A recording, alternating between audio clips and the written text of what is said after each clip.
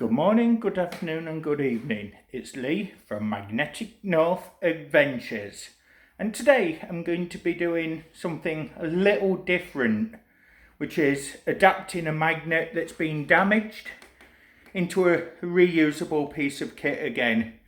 It won't be used for magnet fishing as such, but it will be used for something termed magnet mudlarking. And that is simply where you are in a body of water, stream, beck, creek, river, and you just literally dab the magnet up and down and go from there and recover items. Now, the best way to recover items safely whilst in the water is to make sure that you have got a good, decent pair of thick waterproof gloves. That's going to prevent any damage from any sharps that's in the water and attached to the magnet box itself. And then also make sure you've got good strong waterproofs, a spare change of clothes just in case that you do fall over or you get a puncture in the waders or torn.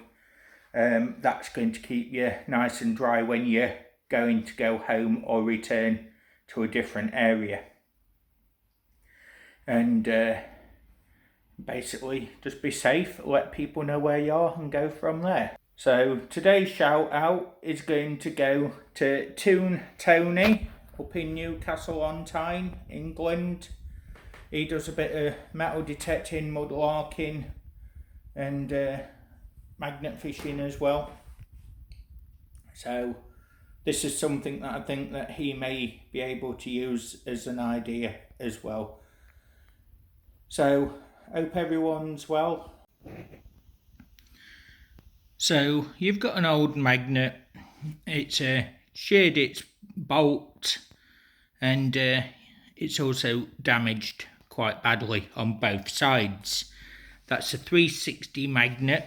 So, how do you reuse that magnet? Because they are expensive things. Well, simple ice cream tub with some tape on it. I've put a bolt with a loop on it, nice and secure, and that magnet is now stuck to that bolt in there. It's taped up. You can see that's the bolt goes through the back. And then all I'll do is I'll move the magnet to a position where it's going to be even more secure. So the magnet is more secure now. It's near the top, so it's got the wall of the box to hold it and also the bar with the loop. Get a simple Ziploc bag, empty, and simply use that as packing to stop it moving. That won't move now, look. And then all you do is you get the lid of the box, tape it up on the top. So now we've got a fully taped up magnet in a box with a loop and a strengthening bar. And what we're going to do, just to make it a bit more waterproof, is put some duct tape onto it, seal it all up. Right, so the magnet is in the box. It's got packing. It's been taped up in the box. It's also got waterproof duct tape around it. And around the top has been duct taped as well to stop it rusting. And that is a solid bar all the way through. The magnet is sticking to the bar, which gives it a lot of stick power, and it's now ready to be used.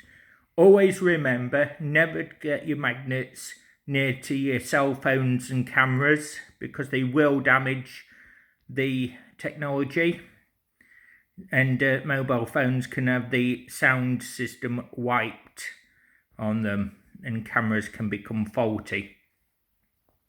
I know that because I found that out in the past. So all we do now is basically we use a carabiner clipped onto here and fastened up, and once that's fastened up on the rope, we literally just put our waders on, chest waders preferable, go into a water body like a shallow stream, creek, brook, river, and we have a very short piece of cord or rope, 7.5 feet in length.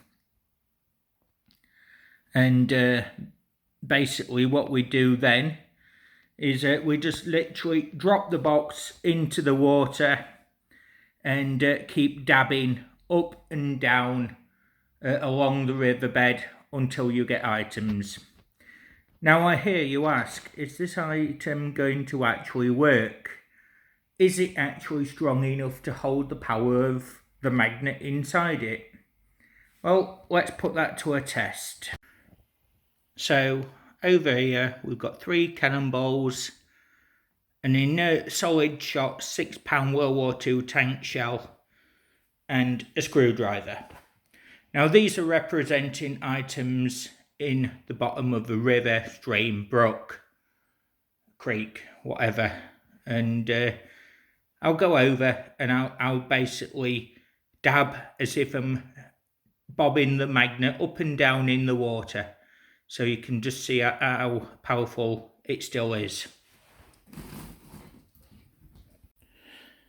So there's the adapted magnet, length of rope, some tape at the top which you're going to hold on to, and a loop which is to go over your glove and held into your hand and held onto the actual tape, so you've got a firm grip. So let's put it to the test. So that there is 7 foot of rope. So representing in the water, I'm at this angle, I can still feel a good heavy pull straight away. Let's go a bit closer, and again you can see the magnet is now starting to tug, so it's starting to attract items. So I'm going along, I'm dabbing in the water, and it's moved it. So let's see if we can catch it. It does move, you see, and there's one.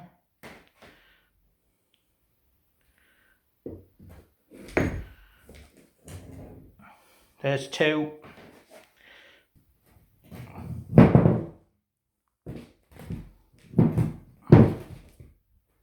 So it struggles to pick up on one side, but on the other side it's now picked it up.